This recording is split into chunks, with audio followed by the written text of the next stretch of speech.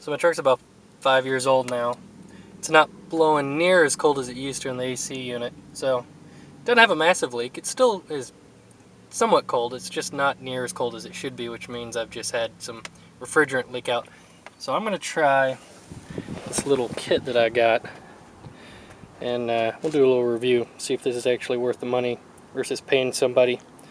So we'll see. Comes with 2 cans, so hopefully that'll last a while.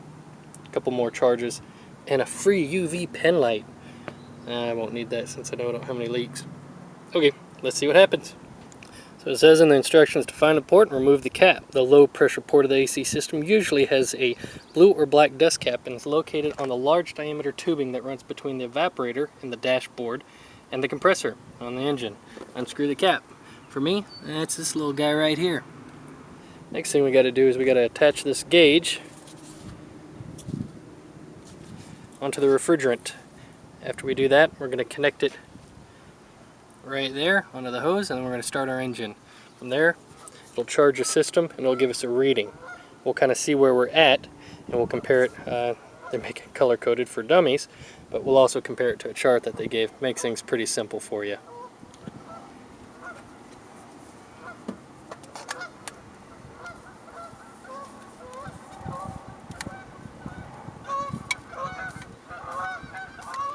I'm going to screw it down tight so you know it breaks a seal on the top.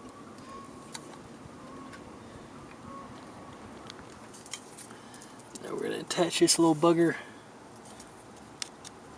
and to show you what you do, you just pull up and it'll clip on. Let's see if I can get this. There we go. As you can already see, I've got a reading here. Let's see if I can do it without the glare. There you go. It's already showing in the red.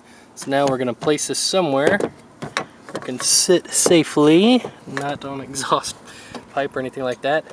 We're going to start the vehicle and see where the gauge. Alright, let's start the vehicle.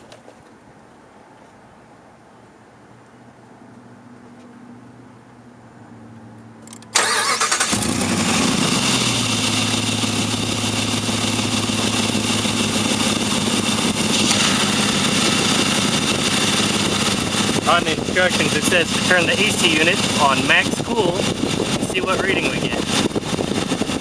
As you can see, we're right at 45, right on the tail end. So at 45 psi, ambient temperature about 75 degrees. Okay, so gotta charge it just a little. Alright, the instructions now say we need to shake the can, get everything mixed up, and we'll give it a few squeezes, shaking it every few seconds.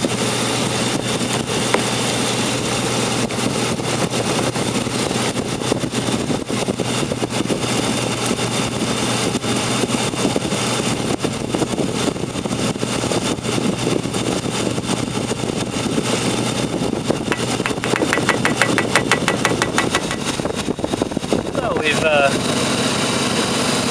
got it all hooked up here, and as we can see, we are in the blue, which means it is filled. So that means I do not need to add any.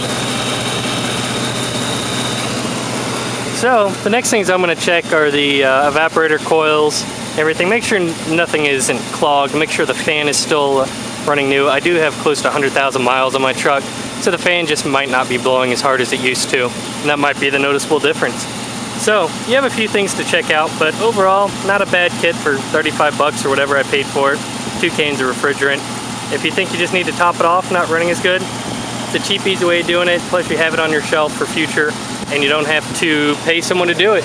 Just something else for you to know how to do.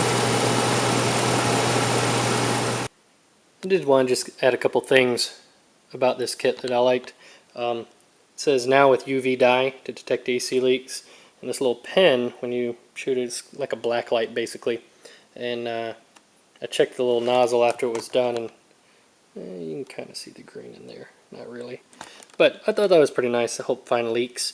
Now I am not an AC certified person. I've worked on some units before, but I am not certified. So do this at your own risk. But also notice this says 134A. There are different types of refrigerants for different types of AC units. So if you don't know what you have, go find out. older cars use Freon. Some cars have been converted from Freon to 134A or some other stuff as well.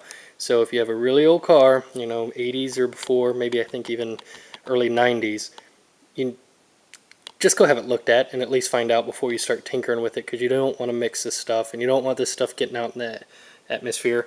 And also you don't want to just throw these cans in the dumpster. Take them to an appropriate place to have them recycled appropriately. So just a couple of words of advice. Leave this world for our great grandkids. Don't just throw it away on us. Alright, anyways, overall I liked it. Wasn't bad. It was a good kit for the price. Like I said, I think it was 35-40 bucks and should last quite a while. And I did end up giving it just a couple squirts to kind of top it off, and it is blowing much colder now, back to where it should be. I didn't have a thermometer with me to get a before and after, but I'd say it dropped 10 degrees, which in my book makes me a happy camper. So, not a bad kit. Do it yourself, but know what you're doing first. Do your homework. Hope you enjoyed it. Bye.